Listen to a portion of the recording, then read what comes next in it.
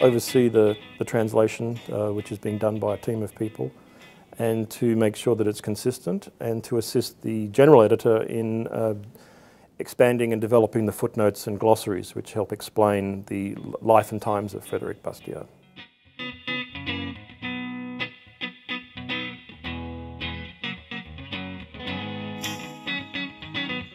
He was a man who wore many hats, and I had underestimated his skill in some of these areas, and so again, that's something that comes out of working on this collection.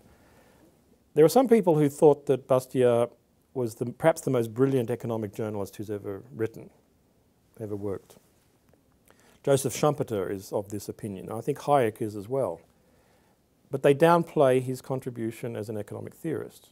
And that was my view. When I first read Bastiat, I thought, yes, he's a very witty and clever economic journalist. He knows his stuff, and he's very persuasive, and he is an excellent introduction to reading about free market ideas. And I left it at that. It was only on working with this project that I came to reassess that initial view. And I think Bastiat is a much deeper economic thinker than I had understood him to be. And I think Schumpeter and Hayek are possibly wrong on this. So I think there's a moment here for reassessment of his real contribution. So he's not only an agitator for free trade, an economic journalist, a politician. He's also was on the cusp of becoming, I think, one of the most important economic theorists of the 19th century.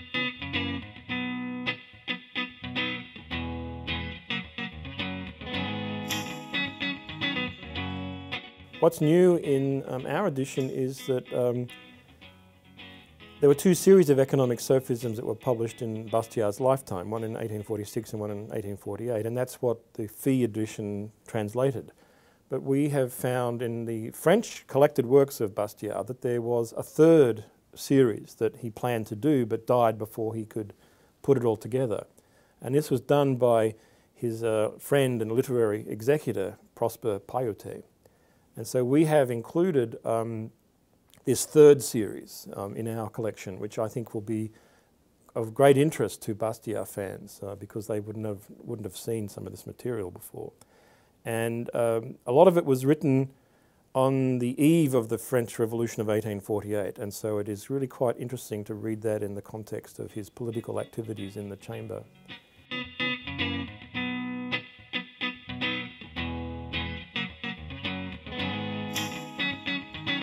In Volume 1, his correspondence, I have made a selection of what I think are some of the best letters, which I've put on the Online Library of Liberty website. And you can see, I've already read out a couple of letters about his activities in 1848, but also there are personal letters which are very interesting and moving. For example, he didn't have his own child, but he became the sort of adopted uncle of another French family that he used to go on vacation with.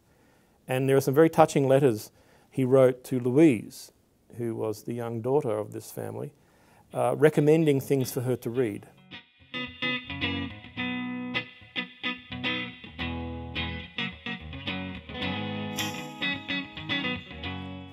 Bastiat was influenced and inspired by the Anti-Corn Law League, which had started in England in 1838 under the leadership of Richard Cobden and John Bright. And it's a very important question to ask, what steps Bastiat took in order to begin a free trade movement in France, modelled on the Anti-Corn Law League. And he came across the Anti-Corn Law League, or references to it, in his discussion group in the town of Mougon. This is quite extraordinary about Bastiat, is that he was extremely intellectually curious, but he lived in the provinces where there wasn't a great deal of intellectual activity. But he and a group of friends had a kind of book club, we would call it today, and they would read books and discuss them, and they would read newspapers and so on. And there was a reference to the speech given in the British Parliament, which referred to the Anti-Corn Law League. And that piqued Bastiat's curiosity, so he sent off to England to buy the Anti-Corn Law League's newspapers and began reading about it. And this inspired him to do something similar in France. He began corresponding with Richard Cobden, and they developed a friendship. And Bastiat visited Richard Cobden in England a couple of times, and Cobden also visited France. One of the things that disappointed Bastiat was that he never was able to develop a popular free trade movement in France as the Anti-Corn Law League had done in England. They became, I think, one of the first lobby groups or single issue agitation groups to use things like professional speakers who would go around and address supporters in town halls and other public buildings. They had leaflets that they would sell. They would have membership cards. They would do petitions which they would get signatures and then take to the politicians and prove that there was public interest and pressure for free trade. And Bastiat could never seem to develop a similar sort of enthusiasm amongst ordinary French people for free trade. But what he did, though, was show that he was a brilliant economic journalist. And he did this as an advocate for free trade in the mid-1840s. That's when some of his greatest writings, which appear in the collection The Economic Sophisms, which is volume 3. That's sort of like the pinnacle of his journalism in favour of free trade.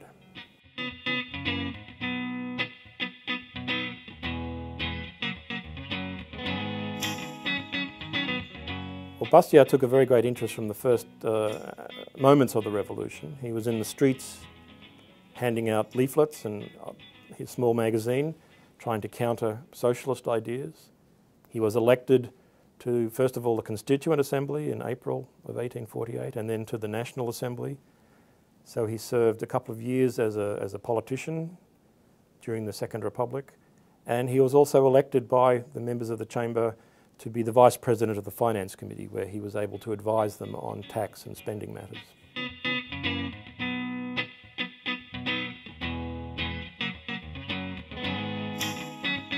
I think looking more closely at economic harmony shows the great promise that Bastiat had as an original economic thinker, that he had insights that we would now regard as Austrian in his interest in subjective value theory. Also, there are some public choice insights about the behaviour of the politicians pursuing their self-interest. So, although we don't know exactly where he would have gone had he been able to finish the book, there is extraordinarily rich material there that repays reading today.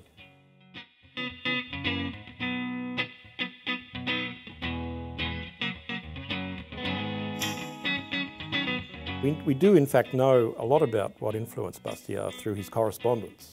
I mean, that's one of the important things we learn from reading Volume 1. Obviously there is Adam Smith, who is a towering presence, but also because he was a Frenchman, he was very interested in the French political economists of the 18th century, the physiocrats. He was also very much influenced by Jean-Baptiste Say, who was writing at the time during the Napoleonic Empire and just afterwards. He read Say and quoted from him many times. But there were also a group of theorists who came after Jean-Baptiste Say, who influenced Bastiat. Charles Comte and Charles Dunoyer, who were lawyers active during the Napoleonic period in the early Restoration.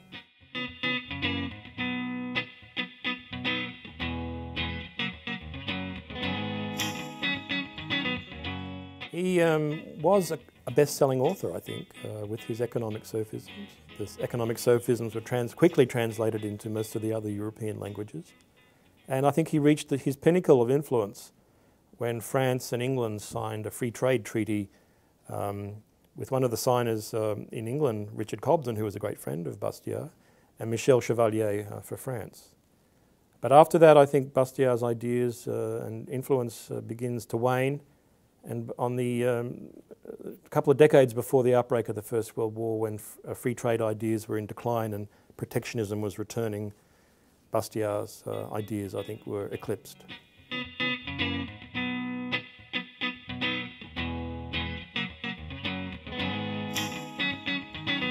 Well, for much of the 20th century, he was neglected. People didn't want to know about Bastiat and free market ideas. Although there was, after World War II, a renaissance or a rediscovery of free market ideas, especially in North America. And it's interesting that when you look at some of the intellectuals in New York City who were active in the 1950s, people like Murray Rothbard and Ralph Raico and Leonard Liggio, they called their discussion group in New York the Bastiat Circle. So they had read Bastiat, they admired him, and they wanted to continue working in his tradition. And those three gentlemen, I think, were crucially important in the development of the modern libertarian movement.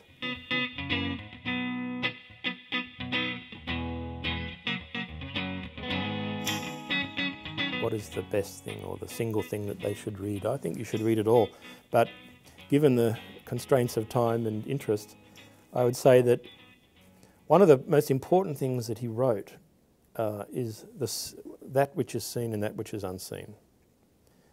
It was originally in the Fee translation, which is readily available. It's going to be in our volume 3. And that is a wonderful collection of short insights into how government intervention and regulation causes the opposite of what is intended.